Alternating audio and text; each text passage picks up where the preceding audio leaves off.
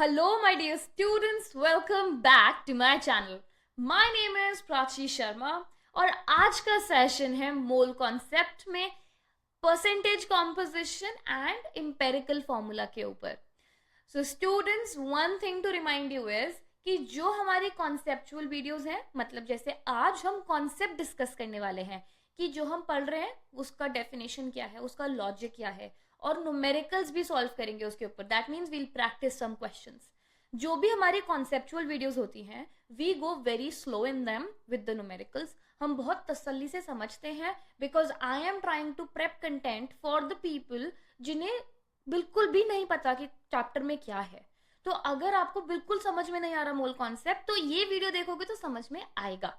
ठीक है, मेरी वीडियोस देखोगे तो समझ में आएगा because I am trying my best कि मैं एकदम स्लो तरीके से आपको एक एक स्टेप वाइज न्यूमेरिकल सॉल्व करना भी बताऊं और उसका कॉन्सेप्ट भी बताऊं. So that is what my attempt is here. Okay students, so conceptual videos में न्यूमेरिकल समझना है, so it will be very slow process. If you already know the numericals then you can skip to the videos जहां पे हम practice करते हैं. So in practice numericals, we only discuss how to solve it. We are not manually solving every single numerical. So I'm trying to diversify the content for both kind of students. ताकि if you are someone who's in 10th grade ICSE, you will definitely find something for yourself on my channel.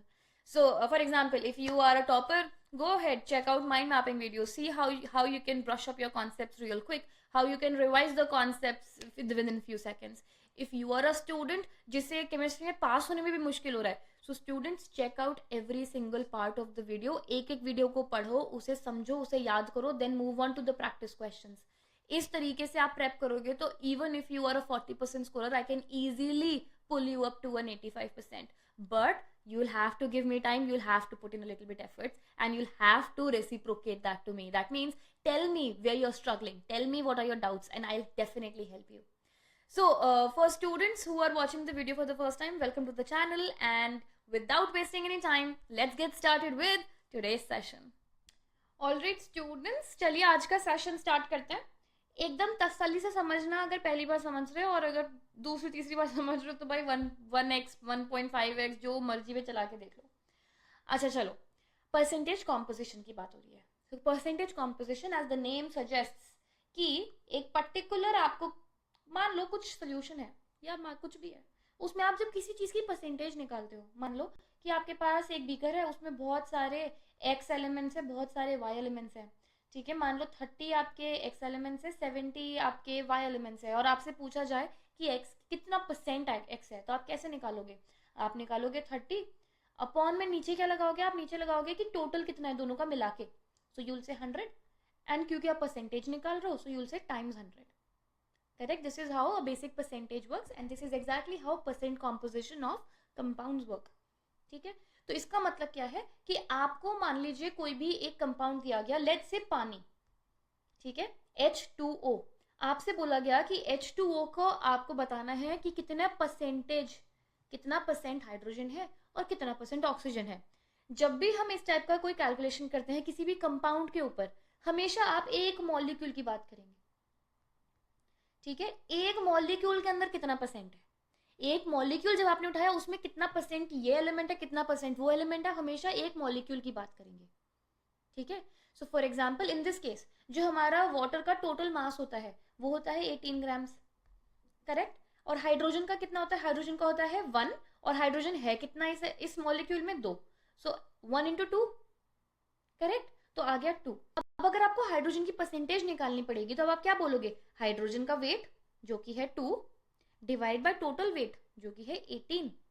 Correct, और क्योंकि percentage निकाल रहे हो तो times 100. आगे बात समझ?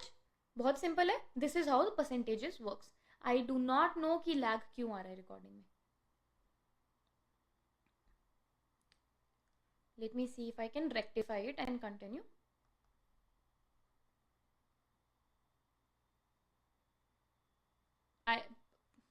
I think let's continue and see. If it gets bad, I'll just restart the recording. Okay, so when we look at the definition, what does the definition says? Percentage composition of a compound. So we have a percentage composition. So percentage composition of a compound is the percentage by weight of each element present in it. अगर देखो, जैसे इस question मैंने आपसे hydrogen का पूछा, इस case में वो कह रहे हैं कि आप किसी भी एलिमेंट का निकाल सकते हो जो भी आपको कंपाउंड में दिया है, हर एक का परसेंटेज बाय वेट निकालोगे, उसको परसेंटेज कॉम्पोजिशन कहते हैं. सो इसका फॉर्मूला क्या होता है? Total weight of the element in one molecule. जैसे मैंने आपसे कहा हाइड्रोजन, हाइड्रोजन का अकेले एटम का वेट तो 1 है, पर कितने एटम है मॉलिक्यूल के अंदर? 2 है. तो total weight of the element in one molecule. एक वाटर के मॉलिक्यूल के अंदर 2 होते हैं हाइड्रोजन, तो आप दोनों का वेट कंसिडर करोगे, divided by gram molecular weight of the compound. पूरे कंपाउंड के वेट से डिवाइड करना है, और क्योंकि आप परसेंटेज निकाल रहे हो तो टाइम्स 100 करोगे. ठीक है. अगर इसी चीज में अगर आपसे पूछ बोला गया कि मान लो लेट्स से एक क्वेश्चन हम करेंगे इथाइल अल्कोहल का, मैं आपको एक आइडिया देती हूँ. तो एक मान लो आपके पास इथाइल अल्कोहल है, और इथाइल अल्कोहल उन्होंने बोला 30% तो इथाइल अल्कोहल है, बाकी पानी है. मैं पानी लिख रही थी, बट बाकी H2O है. ठीक है. तो 30% आपके पास अल्कोहल है, बाकी आपके पास H2O है. तो आप इस केस में आप क्या करेंगे कि जो 30% है, आप जब परसेंटेज निकालोगे इथाइल अल्कोहल के अंदर के कंटेंट की, तो आप 30 ग्राम्स के रिस्पेक्टिव में निकालोगे, क्योंकि जब आप डायरेक्टली परसेंटेज निकाल रहे हो तो परसेंटेज आप 100 ग्राम्स लेके निकालोगे.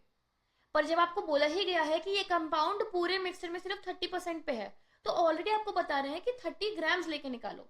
ऐसा क्यों हो रहा है? ऐसा इसलिए हो रहा है कि मान लीजिए आपकी परसेंटेज थी, मान लीजिए आपके पास कुछ भी था, लेट्स से 20/40 था. ठीक है.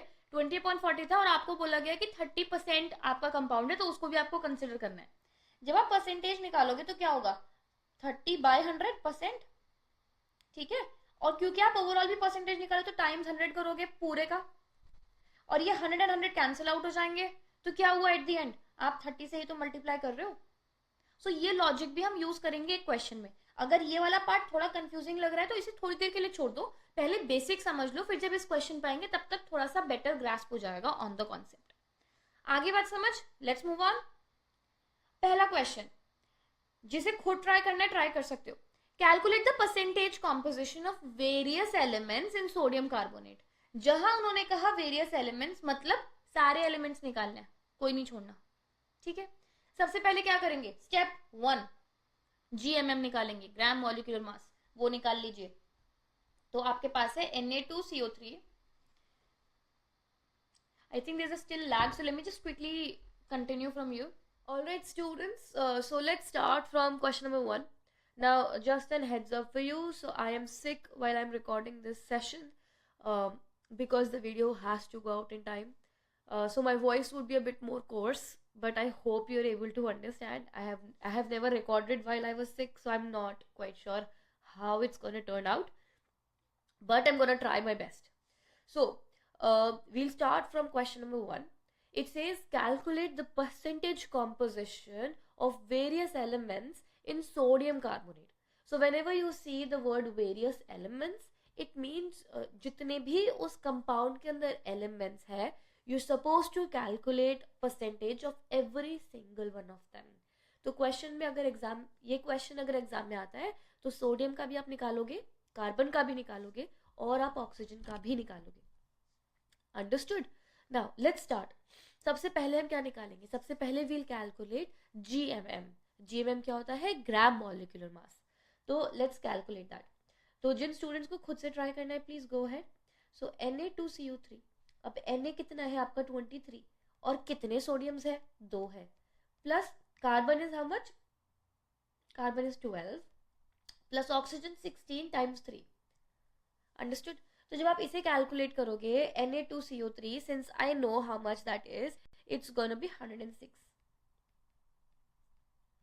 ठीक है. It's gonna be 106 grams. अब हम परसेंटेजेस पे फोकस करते हैं. तो जब हम सोडियम की बात कर रहे हैं तो सोडियम पूरे कंपाउंड में सोडियम कितना है? सोडियम इज 23, उसका वेट है, और कितने सोडियम है? 2. सो आपके अकेले सोडियम का अगर आप वेट निकालो तो that would be how much? That would be 46. और अगर आप सोडियम की परसेंटेज निकालोगे तो 46/106 टाइम्स 100. ठीक है. इससे आपकी परसेंटेज आ जाएगी किसकी? सोडियम की. अब इसी चीज को 2 तरीके से सॉल्व किया जा सकता है. एक तरीका हो गया आपने डायरेक्टली ऐसे परसेंटेज कैलकुलेट करी.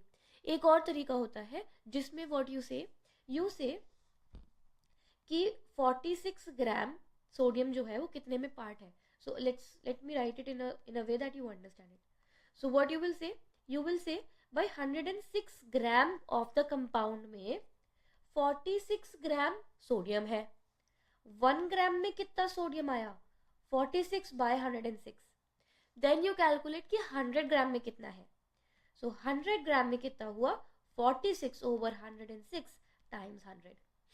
ठीक है, तो इससे ये भी सेम है, same way of calculating the percentage. Answer same आएगा, मेथड दो अलग अलग है. कई बार स्कूल्स में 100 ग्राम वाला यूज किया जाता है, बट परसेंटेजेस वाला is very easy for you to understand. Take your call कि आपको कौन सा मेथड एग्जाम में लिखना है. ठीक है, लिखने का तरीका मैटर करता है, किस तरीके से आप उसे फ्रेम कर रहे हो, कोई स्टेटमेंट मिस तो नहीं कर रहे हो, वो इक्वली इंपॉर्टेंट है. ऑलराइट, तो ये हमने निकाला सोडियम का. तो सोडियम की जो है परसेंटेज आई आपकी, that would be how much? That would be 43.4. So that would be 43.4%. उसके बाद अब आप निकालोगे कार्बन का, यही साइड पे निकालते हैं. कार्बन हमारे पास एक ही है, so that will B 12 upon 106 times 100. फिर आप, ये आपका कार्बन का परसेंटेज हो गया, उसे आप कैलकुलेट करोगे. फिर आप ऑक्सीजन का निकालोगे. ऑक्सीजन कितना है आपके पास? ऑक्सीजन है 3 ऑक्सीजन है, एक का 16 होता है, तो 16 टाइम्स 3. तो 16 टाइम्स 3 करके आपके पास कितना आया? You got 48. अब जब आप परसेंटेज निकालोगे, सो 48 ओवर 106 टाइम्स 100. ठीक है, so you get the percentage of oxygen. अब देखते हैं कि एग्जाम में कैसे लिखोगे. सो एग्जाम में this is how you suppose to draft it. एकदम तरीके से समझा रही हूँ. स्टार्टिंग के जितने भी क्वेश्चन है, I will explain you everything in detail कि आप सॉल्व कैसे करोगे और एग्जाम में कैसे लिखोगे. ठीक है, ताकि by the time we reach the exercise you have better idea कि आपको ड्राफ्ट कैसे करना है, फ्रेम कैसे करना है answer. Now relative molecular mass आपने कैलकुलेट किया. सो this is your GMM relative molecular mass, आपका आया 106. उसके बाद आप पूरी स्टेटमेंट्स लिखेंगे. ये वो वाला है जिसमें मैंने आपसे कहा 100 ग्राम के लिए आप कैलकुलेट करोगे. सेम ही तरीके से, सेम ही क्वेश्चन को आप परसेंटेज की स्टेटमेंट में भी लिख सकते हो. अब जब हम इसे लिख रहे हैं फॉर 100 ग्राम्स, तो how will be right it? Since 106 gram of Na2CO3 contains 46 gram of sodium, तो 100 ग्राम में कितना हुआ? 100 gram of Na2CO3 46 bye 106 times 100. ठीक है, तो आपका आ गया 43.3 ग्राम्स ऑफ सोडियम. जब आप इसे लिखेंगे परसेंटेज की फॉर्मेट में, तब आप लिखेंगे percentage of sodium in Na2CO3, तो आप लिखोगे 43.4%. ठीक है, जब आप 100 ग्राम्स के पर्सपेक्टिव से कैलकुलेट कर रहे हो, तो आप यहाँ 43.4 ग्राम लिखोगे, परसेंटेज नहीं लगाओगे.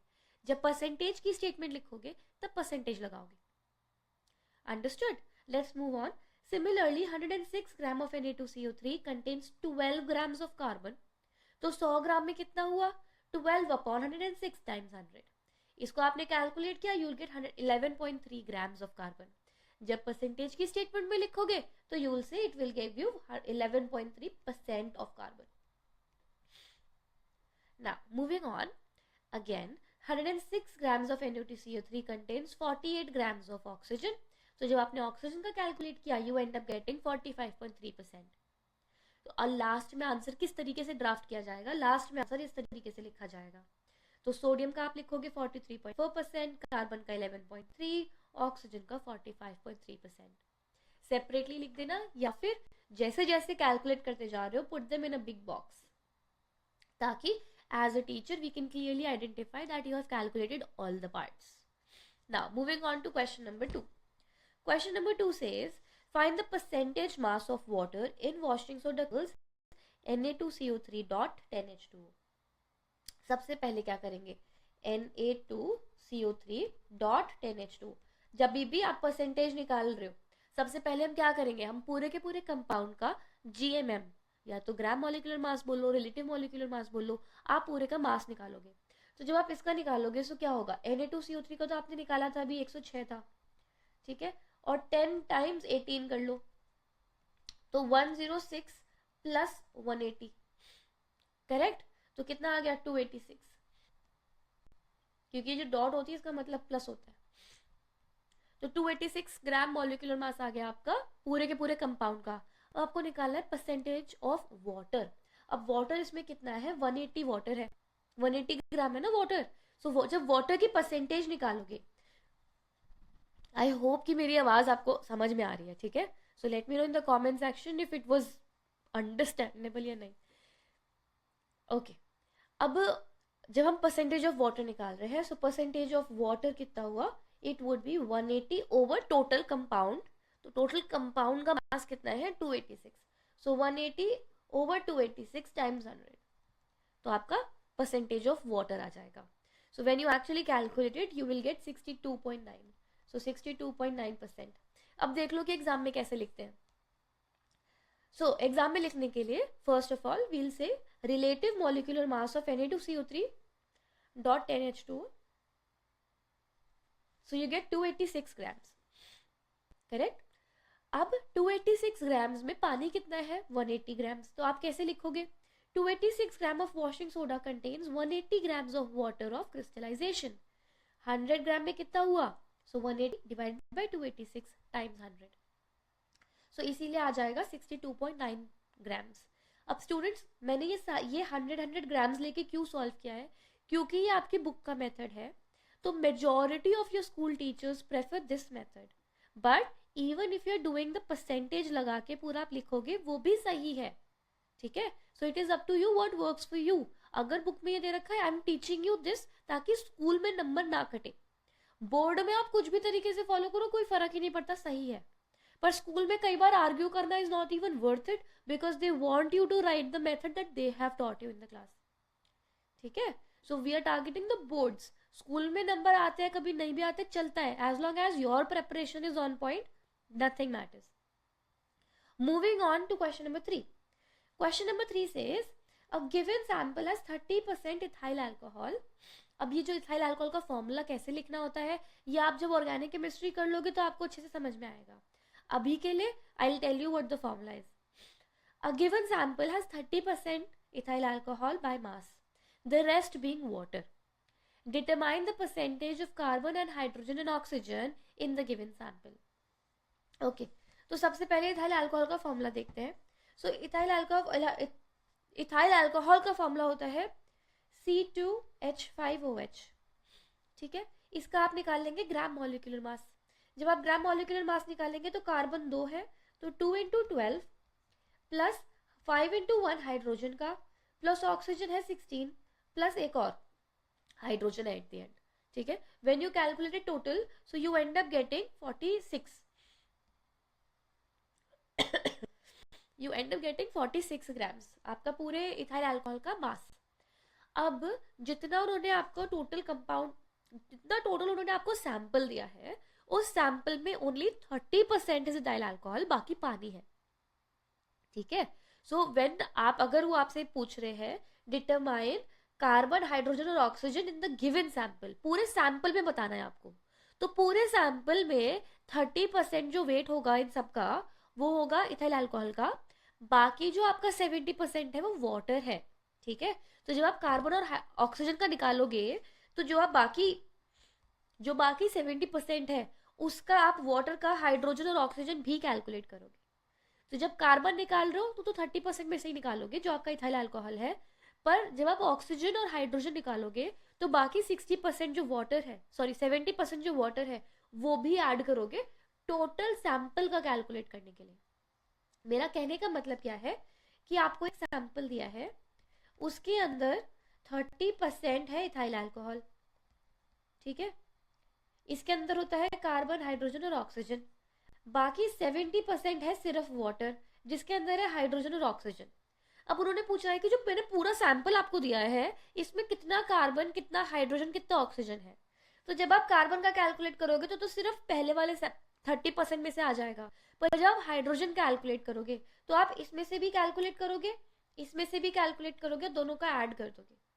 ऐसा ही हाइड्रोजन के साथ भी होगा और ऑक्सीजन के साथ भी होगा, तब जाके you get the weight in the entire sample. I hope that make sense. Now let's start solving it further. Okay, so जब हम इसे सॉल्व करना स्टार्ट करेंगे सबसे पहले वील कैलकुलेट फॉर कार्बन। अब कार्बन कितना था, C2H5OH, कार्बन कितना हुआ 24, 2 × 12 तो 24 divided by 46 times 100, actually not times 100 because उन्होंने यहाँ पे आपको सिर्फ 30% दिया है। तो जो 100 पूरा आपका टोटल सैंपल था, मान लो 100 है, उसमें से सिर्फ 30% ही तो आपका इथाइल अल्कोहल है, तो टाइम्स 30 करोगे इस केस में। यही मैं आपको स्टार्टिंग में एक्सप्लेन कर रही थी when I was explaining you the concept, कि जब आपको कोई परसेंटेज दी हो तो जो आप सैंपल दिया जाएगा उसमें से आप परसेंटेज जो अमाउंट निकालोगे आप उसी से मल्टीप्लाई करोगे, फिर आप 100 से मल्टीप्लाई नहीं करोगे, यू विल मल्टीप्लाई बाय 30। और what how you can understand is that you can say 24 by 46 of 30%, correct? So of 30% मतलब 30 by 100, और इसकी ओवरऑल की परसेंटेज निकालनी होती है तो हम क्या करते हैं, हम 100 से मल्टीप्लाई करते हैं, तो आप 100 कैंसिल कर दोगे, सो you end up with 24 by 46 times 30। तो या तो ये लिख लो या इस तरीके से लिख लो, एक ही बात है, क्योंकि जो ऊपर है उसका मतलब भी वही है, carbon of 30% of the total sample times 100, क्योंकि आप ओवरऑल सैंपल का आप जो परसेंटेज निकाल रहे हो कार्बन का निकाल रहे हो, तो किसी भी एक तरीके से लिख लो, या तो यू डायरेक्टली टेक अप 30 या फिर 30% ऑफ फिर उसका आप परसेंटेज निकाल लो, एक ही बात है, क्योंकि 100 कैंसिल आउट हो जाता है। सो कार्बन के आपने यहाँ से परसेंटेज निकाली, so you would and up with 15.65, ठीक है, ये आपकी परसेंट आ गई कार्बन की। Now if you do the same thing for hydrogen and oxygen, so अब हाइड्रोजन के केस में क्या होगा, hydrogen present in ethyl alcohol, तो 30% का पहले कैलकुलेट करेंगे, तो हाइड्रोजन है कितनी आपकी, 6 है टोटल, ये रहा 5 ये रहा 1, तो 6 अपॉन कितना, अपॉन 46 टाइम्स 30, ये आपका आ गया हाइड्रोजन 30% का। वैसे ही आप हाइड्रोजन निकालोगे किस में से, वाटर के में से, जो आपका 70% वाटर है, उसमें टोटल मास कितना आ गया आपका, 18 आ गया, उसमें हाइड्रोजन कितना है 2, तो 2 अपॉन 18 टाइम्स 70, ठीक है। सो इससे आपका कितना आ गया, इससे आपका हाइड्रोजन का निकल जाएगा, तो दैट वुड बी 7.78, और यहाँ से आपका हाइड्रोजन कितना निकला, यहाँ से यू गेट 3.91, तो जब आप टोटल हाइड्रोजन प्रेजेंट निकालोगे दैट वुड बी 3.91 प्लस 7.78, ठीक है। So you end up getting कितना है आपका, ऑक्सीजन आएगा, सॉरी हाइड्रोजन आएगा 7, actually the total would be 11.69। Students, I'm trying to use my previous calculations to help you here because I have very less energy to do it manually right now. So I hope you would understand that. Now moving on to oxygen. जब हम oxygen 30% वाले में से निकालेंगे, so how much oxygen do we have? हमारे पास एक oxygen है, तो 16 अपॉन 46 टाइम्स 30, ये 30% में से ऑक्सीजन निकला, फिर आप जो 70% में से निकालोगे that would be 16 upon 18 times आपका 70, इसमें से आपका दूसरा ऑक्सीजन निकल जाएगा, सेकेंड इक्वेशन, दोनों को ऐड कर दोगे तो oxygen in the whole sample आ जाएगा। I hope that make sense. Now let's see कि आप एग्जाम में कैसे लिखेंगे। नाउ सबसे पहले molecular mass of ethyl alcohol, so C2H5OH का आपने मॉलिक्यूलर मास निकाला, you end up with 46, carbon present in 46 parts by mass, तो आगे आपका 24 पार्ट्स कार्बन है, carbon present in 30 parts by mass, तो 24 by 46 टाइम्स 30, तो आ गया आपका 15.65। हाइड्रोजन कितना प्रेजेंट है, 6 by 46 टाइम्स 30, 3.91, ये पहले वाले पार्ट में है दोनों 30% वाले में। ऑक्सीजन कितना प्रेजेंट है, 16 by 46 टाइम्स 30, 10.43। फिर जब आप निकालोगे पानी में, इन वाटर 70%, हाइड्रोजन कितना प्रेजेंट है, 2 अपॉन 18 टाइम्स 70, 7.78, ऑक्सीजन इतना प्रेजेंट है। फिर अब आप जब फाइनल आंसर लिखोगे उसमें यहाँ कंपल्शन है कि आप कंबाइन करके लिखो, क्योंकि जो क्वेश्चन में पूछा गया है they have asked you for the whole sample together. So percentage of carbon 15.65%, percentage of hydrogen आपका टोटल आ गया 11.69%, और percentage of oxygen comes out to be 72.65%। I hope that make sense. Now moving on to empirical formula of a compound. So जितना भी तक हमने पढ़ा इतना ही है परसेंटेज कॉम्पोजिशन में। कोई भी कंपाउंड देके किसी भी चीज का आपसे परसेंटेज पूछा जा सकता है। इसके और क्वेश्चंस आपकी बैक एक्सरसाइज में है, so make sure that you go ahead and check out the exercise and practice questions from there. Now, moving on to empirical formula. Now, let's see empirical formula of a compound. The empirical formula of a compound is the simplest formula which gives the simplest ratio in whole numbers of atoms of different elements present in one molecule of a compound. कहने का मतलब ये है कि जो भी आपका compound होता है, मान लो ले लो ABCDE, ये कंपाउंड है. इस कंपाउंड में ABCD अलग अलग एलिमेंट्स प्रेजेंट है. कितने कितने प्रेजेंट है इन होल नंबर्स. मतलब ऐसा नहीं आप कहोगे ए आधा प्रेजेंट है, आधा प्रेजेंट नहीं, फुल अमाउंट में एक एलिमेंट पूरा प्रेजेंट होना चाहिए. इसीलिए होल नंबर रेशो. मतलब अगर A1 है, B2 है, C1 है, E4 है, तो पूरे पूरे एलिमेंट्स प्रेजेंट है. मतलब पूरा पूरा मॉलिक्यूल, पूरा पूरा एटम लेके प्रेजेंट है, आधा अधूरे प्रेजेंट नहीं है. इसीलिए उसको सिंपलेस्ट रेशो कहते हैं. सो इंपेरिकल फॉर्मूला किसी भी कंपाउंड का वो फॉर्मूला है जो सिंपलेस्ट फॉर्म में है, जिसमें आपको ये पता चलता है कि कौन कौन से एलिमेंट्स प्रेजेंट है और कितने कितने नंबर में प्रेजेंट है. उसको कहते हैं empirical formula of a compound. ठीक है. Now let's move on. अब इसमें थोड़ा सा एग्जाम्पल देखते हैं. Now let me pick up an example. Let's say कि hydrogen peroxide. I am picking up examples from the book. So hydrogen peroxide है. हाइड्रोजन परऑक्साइड हुआ HO. मतलब हाइड्रोजन कितने हैं, एक है. इस टू ऑक्सीजन कितने हैं, 1 है. सो 1:1 का रेशो, होल नंबर का ratio. Now let's say hydrogen oxide, या फिर हाँ मतलब हाइड्रोजन ऑक्साइड ले लो, पानी ले लो, दैट इज H2O. दो हाइड्रोजन है, (1) 2:1. अब ले लो let's say hydrogen dioxide H2O2. So H2O2 तो कितना हुआ, 2:2. अगर इसे कैंसिल आउट करेंगे 1:1, क्योंकि हमें सिंपलेस्ट रेशो लेना है. ठीक है. उसके बाद let's say you have CH2O. Carbon कितने हैं, कार्बन है 1:2, हाइड्रोजन है 2, ऑक्सीजन 1. सो 1:2:1 सिंपलेस्ट रेशो. अब अगर इसी को मैं कह दूं, पूरे को अगर 2 से मल्टीप्लाई कर दे, C2H4O2. अब इसका रेशो क्या हुआ, 2:4:2. पर ये सिंपलेस्ट फॉर्म नहीं है. ठीक है. तो ये इंपेरिकल फॉर्मूला नहीं है. इंपेरिकल फॉर्मूला के लिए सिंपलेस्ट रेशो चाहिए. मतलब पूरे को 2 से कैंसिल आउट कर दो. सो 1:2:1 सिंपलेस्ट रेशो की बात होगी, तो इंपेरिकल फॉर्मूला. ठीक है. नाउ जब हम इंपेरिकल फॉर्मूला मास की बात करते हैं, तो सेम तरीका है मास कैलकुलेट करने का, जो अभी तक आपको समझ में आया है. सो empirical formula mass is the sum of atomic masses of various elements present in the empirical formula. जो भी empirical formula में present है, उसके atomic masses को आप calculate करोगे तो आपका empirical formula mass आ जाएगा. ठीक है. अब देख लो determination. अब determination ना अभी वापस आते हैं इस पे. एक बार एक एग्जाम्पल देख लेते हैं. मैं आपको एक एग्जाम्पल का सोल्यूशन डिस्कस करूंगी and I show you how it's working. Let me see which one I should pick up, क्योंकि चार्ट चाहिए मुझे. ठीक है, ये वाला देखते हैं. एक बार मेथड देखते हैं, न्यूमेरिकल समझते हैं, फिर वापस आके डिटर्मिनेशन के जो स्टेप्स दे रखे हैं वो पढ़ेंगे. So question says find the empirical formula of the compound with the following percentage composition. तो आपको परसेंटेज कॉम्पोजिशन दे रखी है कि जिंक है हमारे पास 47.8%, क्लोरीन है हमारा 57.2%. अब जो हमारा ये मेथड है ना न्यूमेरिकल सॉल्व करने का, ये तरीका, मेथड जो है तरीका, वो याद रखना पड़ेगा. उसकी हेडिंग्स और चार्ट बनाना याद रखना पड़ेगा ताकि कोई भी टाइप का क्वेश्चन सॉल्व कर पाओ. ठीक है. आपको क्वेश्चन में एलिमेंट्स की परसेंटेज दे सकते हैं, उसके बाद पूछेंगे कि इसका इंपेरिकल फॉर्मूला क्या है.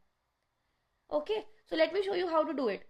जिंक दिया है 47.8%, क्लोरीन दिया है 52.2%. कई बार क्वेश्चन में ऐसा बोल देंगे, मान लो लेट्स से एग्जांपल कि जिंक आपका 30% है, क्लोरीन हमारा 20% है, और उसके साथ साथ हमारे पास लेट्स से ऑक्सीजन भी है, पर ऑक्सीजन की परसेंटेज नहीं दी. तो आप कैसे कैलकुलेट करोगे? तो जो टोटल आपका कंपाउंड होना चाहिए ना, वो पूरा 100 आना चाहिए. ठीक है, टोटल 100 आएगा. तो अगर जिंक दिया है 30%, क्लोरीन दिया है 20%, तो बाकी 50% ऑक्सीजन हुआ. तो कई बार ऐसा भी होगा कि एक की परसेंटेज दे दी, दूसरी की नहीं दी, पर आपको पता होना चाहिए कि 100 से माइनस करके उसका आंसर आएगा. तो परसेंटेजेस ऐसे भी कैलकुलेट की जा सकती है. अब ऐसे क्वेश्चन आया कि आपको जिंक और क्लोरीन का परसेंटेज कॉम्पोजिशन दिया है, हमें इंपेरिकल फॉर्मूला कैलकुलेट करना है। तो सबसे पहले आप ये देखिए कि चार्ट कैसे बनता है, ये इसे चार्ट कहते हैं, ठीक है। ये है आपका चार्ट जो बनना चाहिए एग्जाम में ऐसा ही। अब देखो, तसल्ली से देखो कि कैसे हुआ है। अब एलिमेंट जिंक है, सबसे पहला कॉलम आया एलिमेंट्स, जो जो एलिमेंट दे रखे हैं सब लिख दो। जिंक क्लोरीन दो दे रखे हैं, दोनों लिख दिए। परसेंटेज कॉम्पोजिशन क्या दे रखी है, हाँ दे रखी है, दोनों की दे रखी है।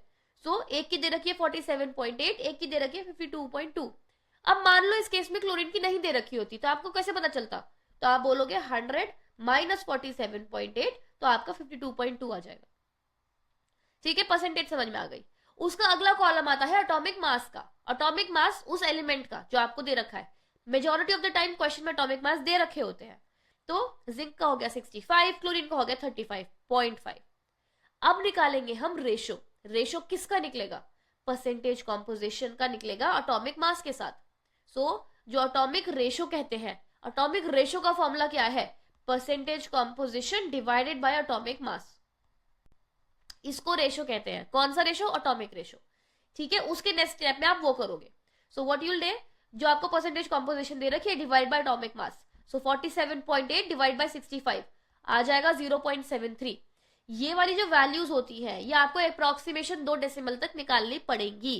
तो आप ट्राई करेंगे कि आप साइड में कैलकुलेशन शो कर दो, रफ पेज बना के, कि भाई आपको ये कैलकुलेशन शो करनी है, क्योंकि नंबर थोड़े से अगर आपने गलती से गलत वैल्यू लिख दी यहाँ पे तो भी नंबर मिल जाते हैं अगर आपका रफ वर्क वहीं पर कर रखा है, ठीक है।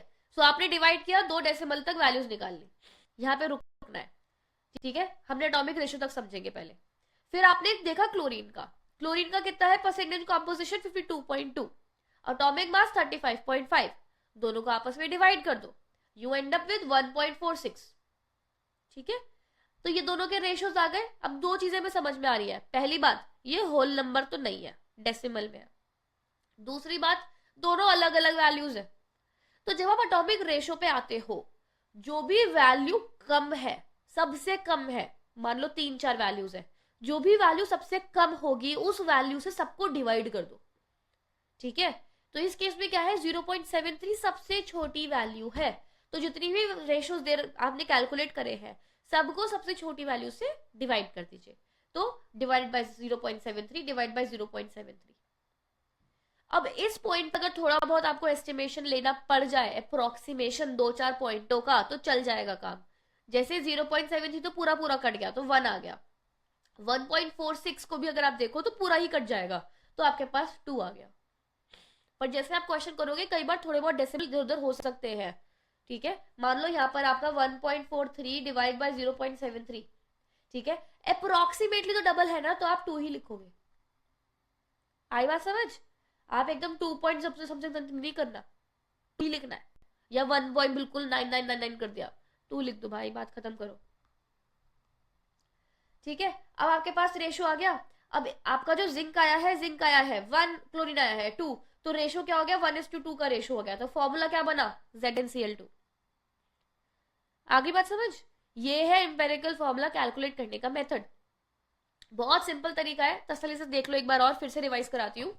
आपको दे रखा है जिंक और क्लोरीन, दोनों की परसेंटेज कॉम्पोजिशन दे रखी है, और उसके साथ में आप लिखोगे एटॉमिक मास। परसेंटेज कॉम्पोजिशन को एटॉमिक मास से डिवाइड कर दो, आपके पास आया एक रेशो। आपने सारे एलिमेंट्स का ये रेशो कैलकुलेट किया, जिसे कहते हैं atomic ratio. In atomic ratios में मान लो 4, 5, 6 जो भी दे रखे, जितने भी नंबर ऑफ एलिमेंट है, जो वैल्यू सबसे छोटी होगी उस सबसे छोटी वैल्यू को सारी ही एटॉमिक मासेस से डिवाइड कर दो। मेजॉरिटी ऑफ द टाइम्स आपका, क्योंकि अभी जो स्टार्टिंग है, हमेशा आपके लिए जो आपको न्यूमेरिकल्स मिलेंगे हमेशा you will get simplest ratio के होल नंबर, 1, 2, 3, 4 कुछ कुछ ऐसे होगा, ठीक है। वो आपने सिंपलेस्ट रेशियो निकाल लिया। ये जो सिंपलेस्ट रेशियोज है यही आपका ओवरऑल रेशियो है। जिंक के आगे 1 आया, क्लोरीन के आगे 2 आया, मतलब जो कंपाउंड है उसके अंदर एक तो जिंक है और 2 क्लोरीन है। आगे बात समझ, ये है आपका इंपेरिकल फॉर्मूला कैलकुलेट करने का मेथड। अब देखते हैं कि मतलब बुक में क्या तरीके से लिखा गया है, जिसे डिटर्मिनेशन बोला गया है। मैं आपको एक बार रीड करके समझाती हूँ। The empirical formula can be calculated from the percentage composition of a compound as follows। इस तरीके से आप कैलकुलेट करोगे। Step 1, the percentage weight of oxygen, carbon और hydrogen, necessary elements in every organic compound, is sometimes not given. Hence, it is first determined by subtracting the sum of other elements from percentage from 100. Okay, यह कहना क्या चाहते हैं, क्योंकि जब आपसे कई बार ऑर्गेनिक कंपाउंड्स पूछते हैं तो कार्बन, हाइड्रोजन, ऑक्सीजन 3 होते ही है मेजोरिटी ऑफ द टाइम्स. अब मान लो कार्बन दे रखा है 10% और ऑक्सीजन दे रखा है 40% और हाइड्रोजन पता नहीं, तो डायरेक्ट 100 से किसे मल्टीप्लाई करोगे, इन दोनों को ऐड कर दो, 50 हो गया. ठीक है, 100 में से 50 माइनस कर दो तो आपका आ गया हाइड्रोजन 50%. ये बोला उन्होंने इसमें. The percentage weight of oxygen, carbon और hydrogen if sometimes not given, hence it is first determined by subtracting the sum of other elements percentage from 100. ये बोला उन्होंने. ठीक है, मैंने बता दिया आपको, समझा दिया आपको. Point 2, the percentage weight of each element is divided bye its atomic weight. तो जो भी आपको परसेंटेज का दे रखा है, नंबर जो आपका परसेंटेज का है, जैसे मान लो हमने इस वाले एग्जाम्पल में कार्बन लिया 10%, उसका वेट होता है 12, तो 10 डिवाइड बाय 12. ठीक है, तो परसेंटेज वेट जो दे रखा है क्वेश्चन में डिवाइड बाय एटॉमिक वेट, इन दोनों को डिवाइड करोगे तो क्या मिलेगा, एटॉमिक रेशो. जो रेशो निकल के आता है उसे एटॉमिक रेशो कहते हैं. This gives the ratio of the number of atoms in a molecule of a compound. इसमें आप ये कैलकुलेट करते हो कि जो पूरा एक मॉलिक्यूल है कंपाउंड का, उसमें कितने आपके एटम आने वाले लगभग. ठीक है, वो आपको एस्टिमेट रेशो बताता है. If the molecule contains water of crystallization, its percentage weight is divided by the molecular weight. मतलब कि मान लो आपको जो दिया है, दे रखा है CuSO4.10H2, तो जब आप परसेंटेज को डिवाइड करोगे, जब आप रेशो कैलकुलेट करते हो, जैसे आप कार्बन का रेशो कैलकुलेट कर रहे हो तो 10/12 करा, correct.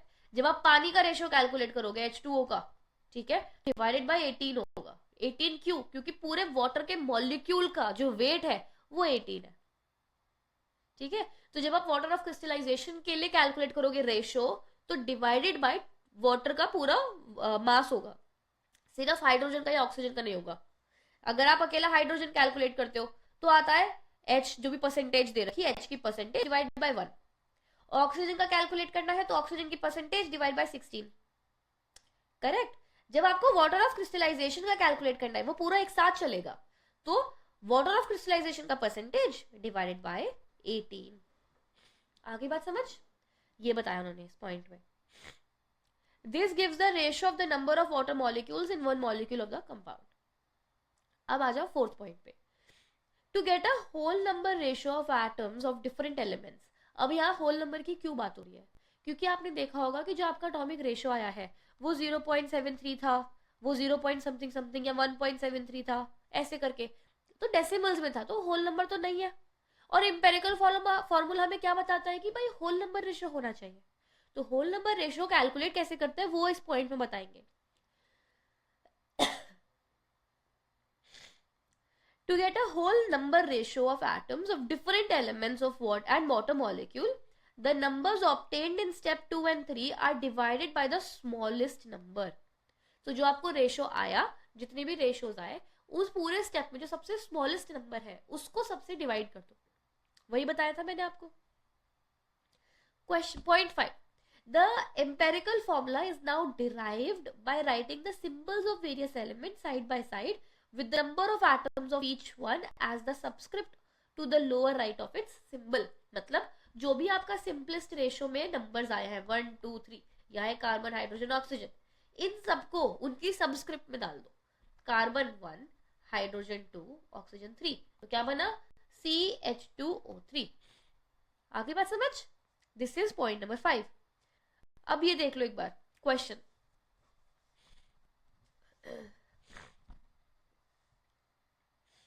The molecular formula of an organic acid is this. What is its empirical formula? अब अगर आप इसको तसल्ली से देखो, सो कितने कार्बन है आपके पास,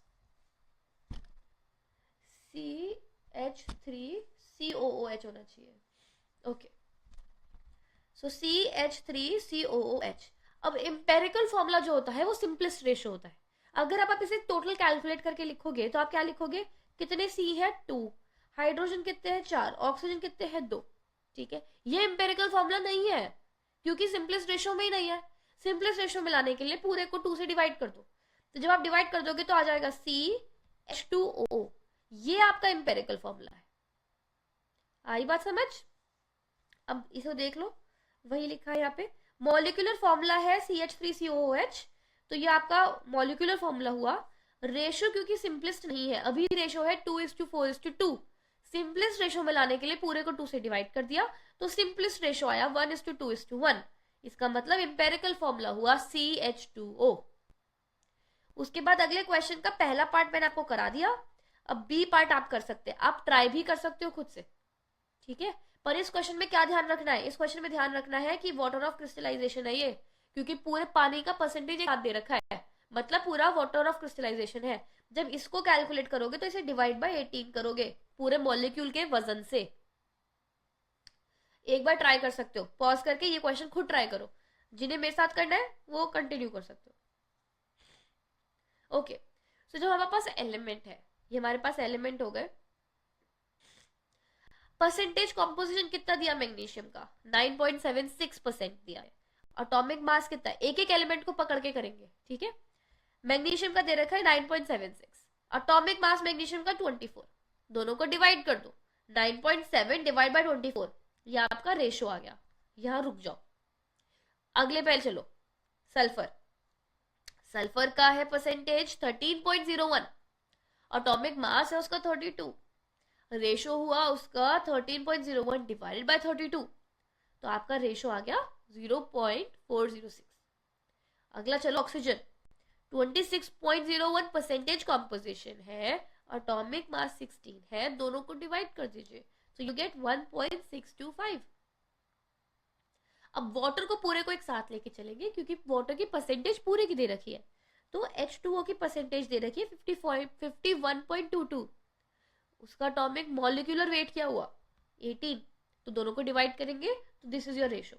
अब इस स्टेप पे आके हम आगे बढ़ेंगे। इस स्टेप ये देखोगे सबसे छोटा नंबर कौन सा है, तो सबसे छोटा नंबर है 0.406, तो सबको उससे डिवाइड कर दो। आप सबसे डिवाइड करोगे तो क्या पहुंचा, ये डिवाइड कर दिया आपने, पहले वाले में 1 आ गया, दूसरे में 1 आ गया, तीसरे में अप्रोक्सीमेशन देख सकते हो। अगर डायरेक्ट नहीं समझ में आएगा, थोड़ा बहुत मल्टीप्लाई करके अप्रोक्सीमेशन देख लो, इसमें 4 आ गया, इसमें 7 आ गया, ठीक है। तो अब जब आप लिखोगे तो आप इस तरीके से लिखोगे mg, या तो स्टार्टिंग में आप ऐसे लिख लो mg1, sulphur 1, oxygen 4 dot water, ठीक है, वो 7। सो आप इस तरीके से भी लिख सकते हो, फिर इवेंचुअली आपको प्रैक्टिस हो जाएगी कि कैसे लिखना है। सो इससे क्या होगा, आपको डायरेक्ट समझ में आएगा MgSO4 डॉट 7H2। आई बात समझ? Now moving on to the next question. An organic compound has oxygen 26.24% and hydrogen इतना, find the empirical formula. अब ये वाला क्वेश्चन मैं आपके साथ सॉल्व करके देखती हूँ, क्योंकि I was supposed to solve all the questions and then come on the solution, but इतना हिम्मत नहीं थी, तो इसलिए I explained it first. Now let's try solving it together. तो अभी क्या है, आप सबसे पहले यहाँ लिखोगे एलिमेंट, फिर आप लिखोगे परसेंटेज कॉम्पोजिशन। सिर्फ लेक्चर सुनना नहीं है, करके देखोगे तभी ये समझ में आएंगे, और ये बहुत इजी है, एक बार you get a hang of it, question गलत नहीं होगा, पर कम से कम 10 क्वेश्चन प्रैक्टिस करने पड़ेंगे हर टाइप के। मतलब एम्पेरिकल फॉर्मूला के 10 क्वेश्चन कर लो, आपने मोल कॉन्सेप्ट पढ़ा, मेजर जो इन बिटवीन पार्ट था, जो ग्राम मॉलिक्यूलर मास वगैरह, उसके 10 कर लो, 10-10 करते जाओगे, कोई दिक्कत नहीं है, जो बुक में है इसी में से क्वेश्चन आते हैं, कहीं और बाहर से नहीं आएंगे, ठीक है। एलिमेंट हो गया, परसेंटेज कॉम्पोजिशन हो गया, फिर आप लिखोगे एटॉमिक मास। एटॉमिक मास के बाद यूल से आपका एटॉमिक रेशो, एटॉमिक रेशो के बाद you'll and upon simplest ratio. सबसे पहले आपको ये चार्ट बनाना आना चाहिए। आपने सारी चीजें लिख ली या आपने बना लिया, ठीक है। लास्ट वाले 2 कॉलम्स थोड़े बड़े बनाना हमेशा, ताकि जगह हो रेशो कैलकुलेट करने की, बहुत खिचपिच मत करना, वहां पे एग्जाम में बहुत दिक्कत होती है फिर पेपर करेक्ट करने में, ठीक है। ना तो खुद को समझ में आएगा, ना तो टीचर को समझ में आएगा। आपने ये बना लिया, अब आपको दे रखा है ऑक्सीजन, यहाँ लिख दिया आपने ऑक्सीजन, यहाँ लिख दिया आपने हाइड्रोजन। ऑक्सीजन कितना है 26.24%, आपका हाइड्रोजन है 4.92%। Okay, now they are saying an organic compound जिसमें ऑक्सीजन इतना है, हाइड्रोजन है। अगर आप ये लॉजिकली देखो यार, कार्बन तो बताया ही नहीं है, पर ऐसा होता है कि आपके पास ऑर्गेनिक कंपाउंड और उसमें कार्बन ना हो। ठीक है, तो इसमें कार्बन होगा, और कार्बन आप कैलकुलेट कैसे करोगे कि कितना कार्बन है।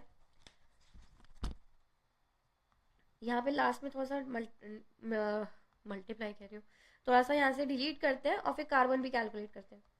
सो कार्बन कैलकुलेट करिए तो कैसे होगा, 100 माइनस माइनस कितना, 26.24 प्लस 4.92, इससे आपकी कार्बन की परसेंटेज आएगी। अब मुझे पता है कि दैट इज 68.84%। ठीक है, ये आपका कार्बन की परसेंटेज आ गई। तो ध्यान देना है क्वेश्चन पे। अब अगर आपने ध्यान नहीं दिया होता तो सिर्फ आप ऑक्सीजन और हाइड्रोजन निकाल के बैठ जाते और उसका आंसर बता देते, पर वो सही नहीं होता, क्योंकि क्वेश्चन में क्लियरली दे रखा है ऑर्गेनिक कंपाउंड है। अगर यहाँ पे दिमाग नहीं चल रहा, बहुत ही बेसिक लॉजिक ये लगा लेना कि जब तो आपने दोनों एलिमेंट लिख दिए, आपने देखा तो 100 तो बैठ ही नहीं रहा, टोटल तो 100 आना चाहिए ना। इन तीनों का जो कॉम्पोजिशन आप ऐड करोगे, परसेंटेज 100 आनी चाहिए। ठीक है, तभी तो पूरा कंपाउंड हुआ। अगर वो 100 नहीं बैठ रहा, इतना बड़ा गैप है, 26 और 4 है, यही समझ जाओ कि you missed something, you missed an element. आगे बात समझ। अब आ जाओ एटॉमिक मास पे। ऑक्सीजन का है 16, हाइड्रोजन का है 1, कार्बन का है 12। This is how I solve it. एक एक पहले परसेंटेज कॉम्पोजिशन लिख लिया, एटॉमिक मास लिख लिया, उसके बाद रेशियो कैलकुलेट करना है। रेशियो कैसे होगा, 26.24 डिवाइड बाई 16, फिर यहाँ आ जाएगा 4.92 डिवाइड बाई 1, फिर यहाँ आ जाएगा 68.84 डिवाइड बाई 12। फिर आपने ये कैलकुलेट कर लिया रेशियोज। अब मैं यहाँ से देख लेती हूँ रेशियो की कैलकुलेशन, 5.74, 4.92, 1.64, ये रेशियोज आ गए। सबसे छोटा कौन सा है, 1.64। सो 5.74 divide by 1.64, 4.92 divide by 1.64, 1.64 divide by 1.64। ठीक है, इन्हें देख लो भाई कैलकुलेट करके। ये आ जाएगा 1, ये आ जाएगा 3, लेट मी सी, हाँ ये आ जाएगा 3.5। अब अगर आप देखो ये 3.5 आ रहा है, ठीक है, इसका मतलब अभी आप सिंपलेस्ट रेशियो में हो नहीं, होल नंबर है ही नहीं। ऐसा भी हो सकता है 3.5 आया है, होल नंबर नहीं आया, तो पूरे सारे नंबर्स को एक ही नंबर से मल्टीप्लाई कर दो। जैसे 3.5 है, उसे आप 1 से मल्टीप्लाई नहीं कर सकते, 3.5 ही रह जाएगा। 2 से मल्टीप्लाई करोगे तो होल नंबर बन जाएगा, 7 हो जाएगा, तो 2 से मल्टीप्लाई कर दो। तो जब सबको 2 से मल्टीप्लाई कर दिया तो आपका जो सिंपलेस्ट रेशियो आया होल नंबर में 7, 6 और 2, 7:6:2। तो मतलब आपका जो, okay I actually picked up the wrong numbers, that is because मेरी जो सीक्वेंस थी और जिस सीक्वेंस में मैंने यहाँ रेशियोज लिखे हुए थे आपके इजी टू शो कैलकुलेशन के लिए, वही गलत हो गए। तो 1 सेकंड दे दो, फटाफट ठीक कर देते हैं, ज्यादा फ्रीक आउट मत होना इस बात पे, हो जाता है। ओके, अब जब आप यहाँ पे कैलकुलेट करोगे तो जो आपका ऑक्सीजन है दैट इज 1.64, जो आपका हाइड्रोजन है दैट इज 4.92, और जो आपका कार्बन है दैट इज 5.74। करेक्ट। अब इसमें सबसे छोटा नंबर है 1.64, सो 1.64 divide by 1.64, 4.92 divide by 1.64, 5.74 divide by 1.64। जब आपने इनका रेशियो कैलकुलेट किया, this is 1, this is 3, this is 3.5। जो 3.5 है उन सबको 2 से मल्टीप्लाई कर दो, so you end up getting 2 oxygen, 6 hydrogen and 7 carbon. तो अब क्या हुआ, oxygen is to hydrogen is to carbon आपका आया 2:6:7। ठीक है, तो जब आप इंपेरिकल फॉर्मूला लिखेंगे दैट विल बी C7H6O2। अब बहुत सारे स्टूडेंट मुझसे क्या पूछेंगे कि मैम अगर हम इसे ऐसे लिखे O2H6C7, अगर हम इसे ऐसे लिखे तो चल जाएगा? चल जाएगा, क्योंकि इंपेरिकल फॉर्मूला पूछा है, चल जाएगा। पर अगर ऑर्गेनिक कंपाउंड में आप कुछ सॉल्व करो और ऐसे लिखोगे तो नहीं चलेगा। ऐसे चल जाएगा, बट कुछ टीचर्स हैं जो एक्सेप्ट ना करें। तो जब आप ऑर्गेनिक कंपाउंड लिखते हो तो सबसे पहला कार्बन ही आना चाहिए, कार्बन फिर हाइड्रोजन फिर ऑक्सीजन, ऐसा भी चलता है। ठीक है, सो कार्बन फिर हाइड्रोजन फिर ऑक्सीजन, उसी तरीके से लिखोगे तो ज्यादा बेहतर है। पर अगर ऐसे लिख दोगे there is no way that they can say. All right students, so this is it for today session. आज के सेशन में we discussed about percentage composition, we also talked about empirical formula, हमने काफी सारे न्यूमेरिकल्स भी देखे। I told you clearly कि chart कैसे बनता है। And if you are someone जो नेक्स्ट ईयर भी केमिस्ट्री लेने वाले हो, तो जो पूरा मोल कॉन्सेप्ट है ये एज इट इज रिपीट होता है, and then you go further in the chapter. तो कोई भी पार्ट अगर अभी वीक रह जाएगा 11th ग्रेड में बहुत दिक्कत आएगी, क्योंकि 11th का पहले इनिशियल फेज में ही वो जो चैप्टर आपका मोल कॉन्सेप्ट स्टार्ट होता है, you start with this whole chapter again. ठीक है, बहुत ज्यादा डिटेल में नहीं जाएंगे, बेसिक्स के दे एक्सप्लेन यू, अच्छा ये तो पढ़ा था, ये तो पढ़ा था, दे मूव ऑन। तो जो पढ़ा था वो याद होना चाहिए। So make sure that you practice enough. Empirical formula super easy है, अगर चार्ट बनाना आ गया है, क्वेश्चन में थोड़ा सा लॉजिक लगाना आ गया है, तो आराम से हो जाएगा, ज्यादा स्ट्रेस नहीं लेना। ABCD जैसे फॉर्मूले हैं, सीधे सीधे लगाओ, बात खत्म। ठीक है, कोई भी दिक्कत आएगी, परेशानी आएगी, तो क्या करना है, मैम को रीच आउट करो, हमसे डिस्कस करो क्या प्रॉब्लम है। You can reach out to me at psclassesicsc@gmail.com. You can also leave a comment in the comment box below. You can reach out me on Telegram channel as well. And I do have another batch starting from the 1st of October. So if you are someone who would like to join, please make sure that you reach out to me and I can put you in the batch. I do have more batches coming up in the future. So अगर ये miss हो जाएगा तो stress की बात नहीं है. We can definitely target your issues and your problems and figure out a way to put you in the batch. Thank you so much, students. We'll catch up in the next session. Please make sure that you are up to date with the videos and you also subscribe to the channel and share the channel with your friends. Thank you so much and I'll catch up with you again.